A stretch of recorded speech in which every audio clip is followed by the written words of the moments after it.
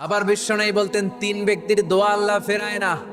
সালাসু দাওয়াতিন মুস্তাজাবা লা শাক্কা ফিহিন্না।